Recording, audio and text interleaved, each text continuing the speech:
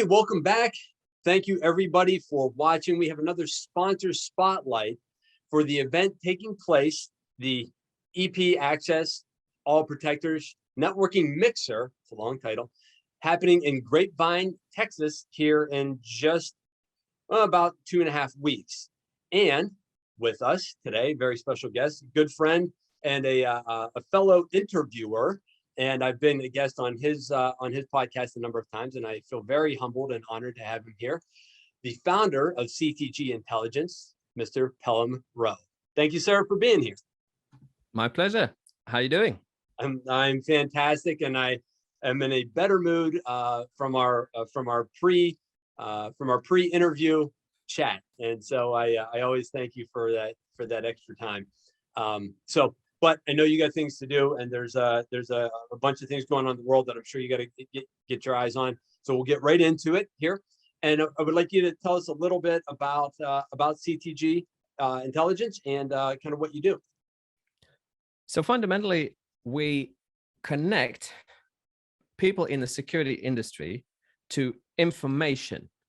That information could be the solution to a problem that they've been thinking about, ranging from tech modernization, people, policy, procedure modernization, or perhaps convergence. And just last week, we did something specific to EDI. Or the information could be where a good market is for their solution. And we blend the two of them together in a tasteful and sometimes discreet environment in the States, in the UK, in Europe, and other parts of the world. So it's really been a fun ride. Well, and it sounds like it, and there's so many different, I guess, routes you can go with that as to what's important to a security practitioner, from, I would guess, information intelligence from another country about movements, protective details, to I'm not putting words in your mouth, but like how to network their business a little bit more. And so, it's wide ranging, which I think can be incredibly valuable. It can. And I guess the key thing is to understand who has the information. So I'm a generalist, right? So am I going to have details about medical equipment in an EP operation? No, but I know people that would. But maybe what I can add my 2 cents to is the subject of networking, mainly because from the outside looking in, I'm observing people networking. So you might hear me speak personally about my observations there or on marketing, where perhaps I have something to say. But I think key to all of this is to realize when you're not the person. So I like to be the facilitator, the curator, although on occasion, yes, I have something to say myself. Yeah, right. And essentially how we met, but then also if we were to go to your podcast, the circuit. So we're talking about that too. You find a wide range of that, just marking that's exactly what you're doing. You're curating until you have something to say, but then you're just you're letting all the other people that are in that have their say as well. So that's fantastic. Obviously, love it. So how important would you say, and speaking of networking, how important would you say that networking is to your business? Which I think you kind of answered, but is there anything that you'd like to expand on with that? Well, I suppose it's so key, but only when you look at it from the prism of what you can give other people. It sounds cheesy, but if you look at it from the principle of what other people can give you, then it'll be a very short process and it won't end very well. And there are, to be fair, there are people out there who their entire careers have thought, me, and how can I get everything for me? And they have made it work. Although I would argue, ultimately, you can get further by thinking about the other person. And ultimately, I don't think there are too many people who have been that selfish and that successful. So if you think, what information would Craig want? Well, maybe you would want to know about an opportunity. Maybe you'd want to know about a fellow networker. It's much better for me to go, Craig, meet this person than cling on to it myself, because it's no good. It's no good if I know this special person, no use to me. So as long as we're adding value, as long as we're thinking of new and innovative topics, it works. Now, it's never good to publicly criticize another format. I mean, although we could probably criticize selfishness, couldn't we? And we'd probably get away with it. Everyone would probably be on board with it. For sure, yeah. But other formats of events out there, not in our immediate sphere, not in our immediate community, but you see some of them that don't give enough thought to what people want to know about. You probably can see them from afar, and I think you only have to look at that to see night and day where someone has done the networking to discover the topic. And in fact, if you look at most of the events, most of the panel topics have actually come from one of the panelists, or it's come from someone else, or maybe a conversation with you. You said, you know what, protectors need to not be the gray professional on Instagram. They have the ability to do X, Y, and Z, and then boom, we have a topic like that. So as much as I do the curating, it's everyone else doing the talking. Right, and so excuse me. So doing a great job of listening and then delivering on what people want to know about. And it's funny that you mentioned it just kind of like that. I have a friend who's in marketing for a small company that the CEO or the president, I'm not sure, maybe the owner of the company likes to get out there and likes to talk, but likes to talk about what they like to talk about. And so when when the marketing director is explaining, like, but the people that you want to bring in, like, we want new faces, and here's what they want to hear, about.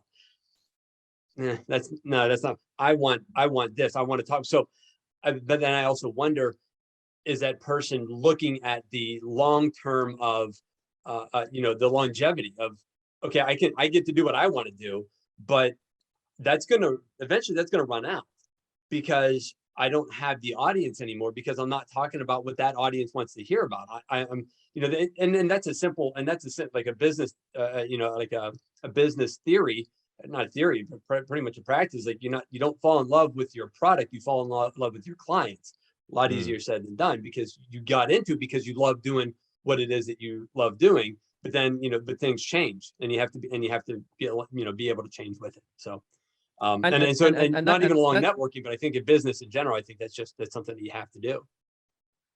And the scenario you describe, I mean, it's not that it can't work. It could work to completely talk about something you're personally passionate about, to break the ice in a very steely situation. It could work if you need to act the fool. But which CEO is concerned about breaking the ice or acting the fool? It's not really why you would do it. Because I love Star Trek, right? And even bringing it up on this podcast, it's like, wow, tangent, boom. And not everyone will want to do it. But I would use it if it was a really sticky moment, maybe an Oscar ceremony type sticky moment, and so on. But otherwise, you have to remember that you're just a vessel for this. And also, you see marketers that drink from the Kool-Aid rather than research. There are marketers, not the friend you mentioned, probably. They think that they can write copy in the exact manner that the customer will want to hear. But actually, that's why you employ copywriters, right?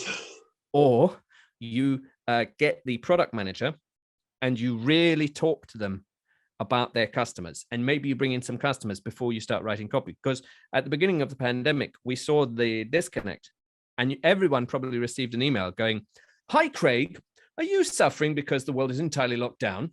How about I just ignore that and you buy my product?" Right. What? Yeah. So it should be consultative. You should remember, at no stage will you wake up and become a guru. Much Right. as a bodyguard should not wake up and think that they're an ultra high net worth individual merely because they've been hanging out with some. Right. Sure. Yeah. Agreed. Well, I guess we could probably go on and on here. So, but back to the task at hand, but I agree with that.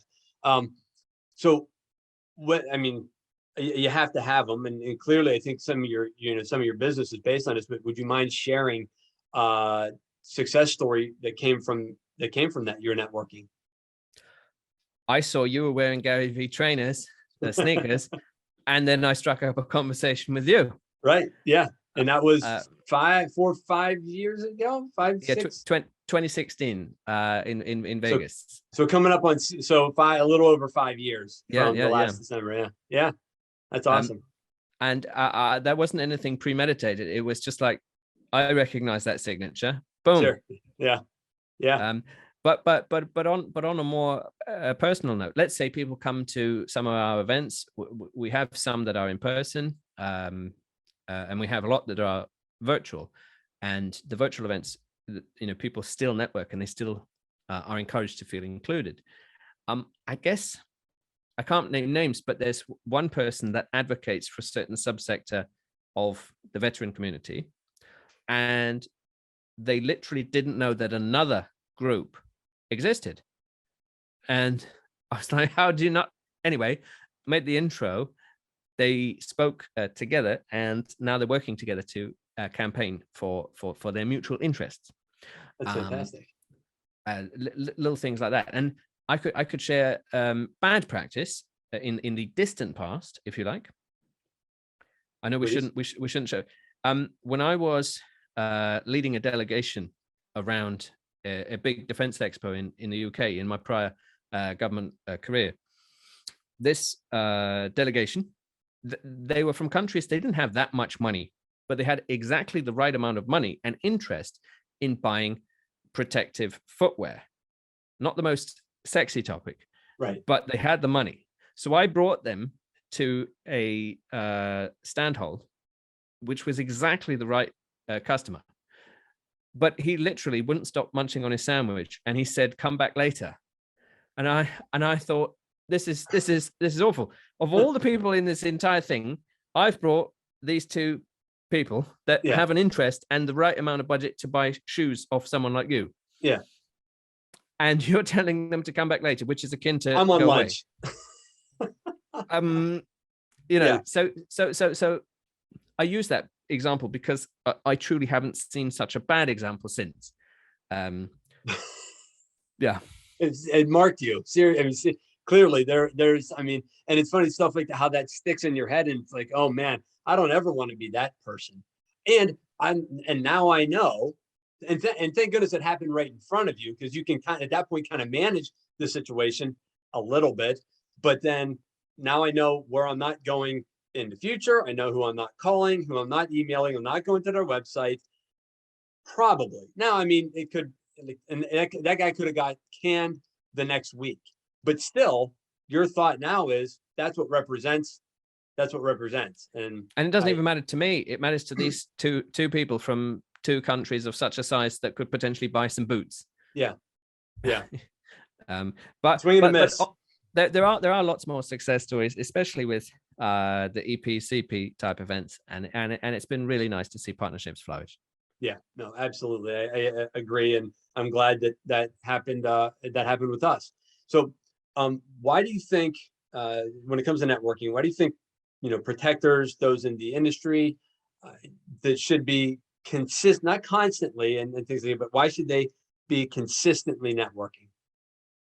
Because a lot of your business relies on micro businesses, and not everyone is a giant EP firm. In fact, there aren't very many giant EP firms, right?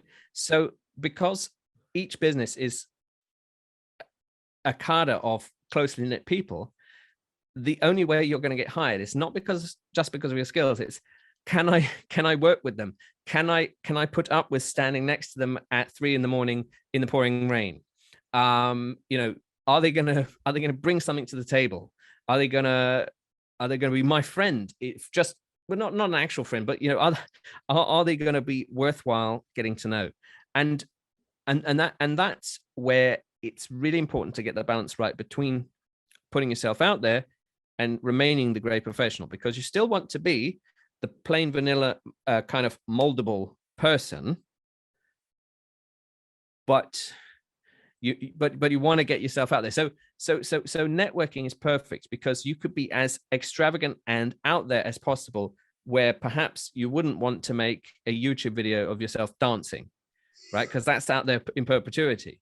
Right. But yet, let's say there was a protector's ball and whatever, you can put yourself out there in a networking capacity, because your entire business revolves around that. People have come to the CP Tech Forum. The first year, they met a few people and they had a good time. But the second year, suddenly people are like, let me introduce you to very tall John, or let me introduce you to martial artist Jane. It suddenly clicks. So to be fair, most of the community don't even think twice about this, but there will be some people who are still a little too shy. Excuse me. Yeah.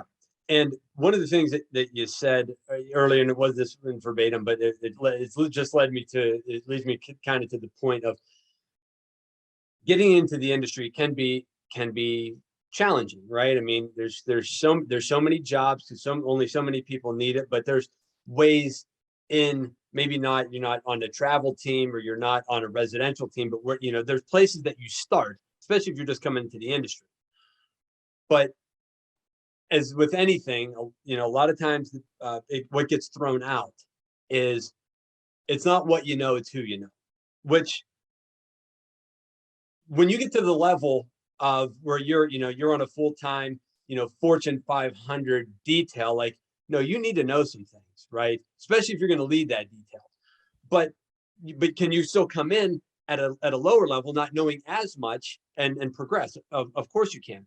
So yeah, you need to know some things. You need to have some skills. You need to have some know-how. But, and then it's who you know. Yeah, that's kind of true too. But like you were saying, it's like, putting yourself out there, you start to let people get to know you. Mm-hmm. So it's who knows you. If I knew who Phelim Rowe was, that doesn't, I mean, that's great that I know he is. He's got a great podcast and that does these events and stuff like that. And I consume, and that's great. But then once I let him get to know me, now he's like, oh, you know what? You might have something to say. Like, we might be able to put you on a podcast. We might be able to refer some work. We might be able to share content, whatever it is. Now I know him a little bit. Now as Phelim, I know Craig a little bit better. I know where he stands in the industry. I know what he's for, what he's, maybe what he's not, or I definitely know what he's for. So how do I use that personally? But then how do I bring that geez, I'm sorry. My apologies. How do I let that, or how do I use that to bring to my audience, and how do I introduce him and what he has to say to the people that follow me and trust me, and then vice versa. And, and that's part of the reason I wanted to, I love having you as part of sponsorship. So. Absolutely. And when people say it's not what you know, it's who you know at the lower levels, don't confuse that with nepotism.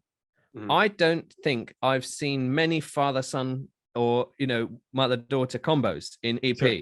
I haven't seen that. Yeah. Maybe there are some old service personnel networks, that still works. But why does that work? That works because someone in this regiment remembers someone being good in that regiment. Mm-hmm. And so it conjures up imagery of nepotism, but it's not that. It's, I in a pinch can trust that Craig will deliver. That's what it's about. Yeah. Well, and again, that goes to, it's who you know, that's one-sided.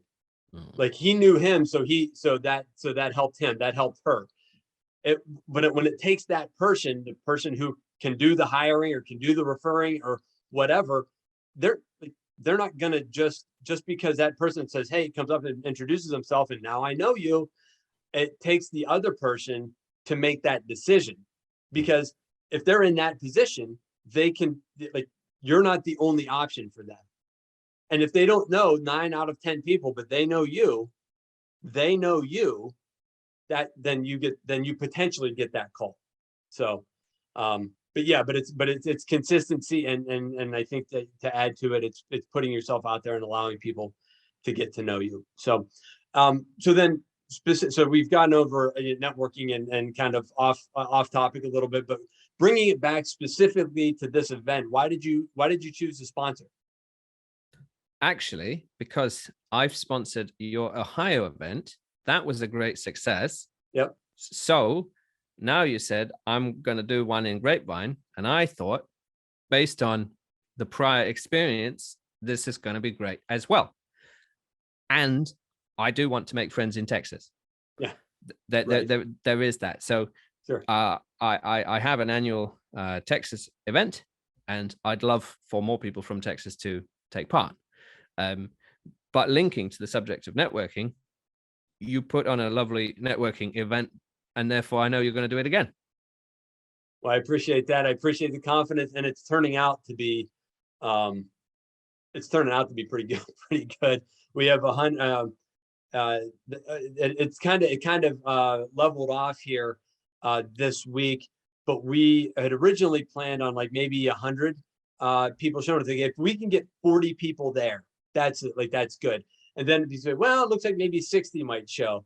And now we're sitting at 119 registrations through Eventbrite. And so will everybody show? Probably not. Would it be nice? Absolutely. But we are, if we take about the 2/3 number of that is 80-ish, that would be phenomenal. But just the fact that we got in front of a bunch of people as well. So like that. So, and by the time people see this interview, the number will have climbed. I just don't know to what. So obviously, but anyway, hey man, that's all I got for you. I appreciate you taking the time to do this. And I don't want to say we've gone over on time. We certainly haven't. I didn't have anything scheduled really, but I'm sure that maybe you do. But our 20-minute conversation ahead of time set us into. So I appreciate you taking this kind of time to join us, and I certainly really appreciate you sponsoring and having the confidence in the event. So thank you. Oh, thanks for having us, and looking forward to it. Excellent. Sounds good. I hope to talk to you before. We'll definitely talk before Texas, but we'll see you soon. Okay. Thanks.